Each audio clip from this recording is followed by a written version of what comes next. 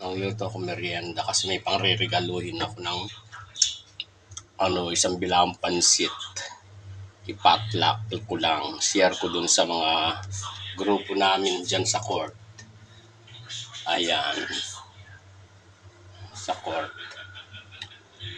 Nagluto ako. Yan daw ang dadalhin ko pansit. Sila bala sila kanya-kanyang dala. Mamayang alas 5 sa cover court dito sa amin. Ayan. Ang sarap.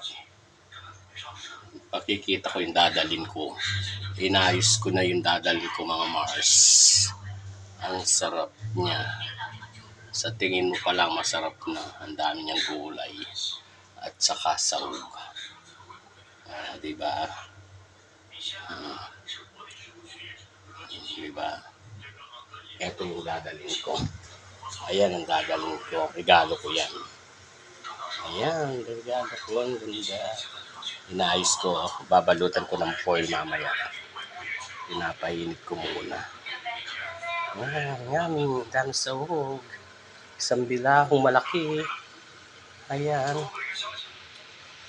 Perfect. Magaling ako maglutong pansit. Ayan. Sobrang sarap. Diba?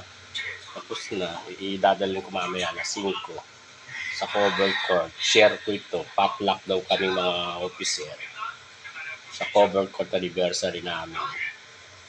Ayan. Ayan. Ang sarap-sarap mga Mars. Isang bilahong malaki. Ang isi-share ko. Yummy. Diba?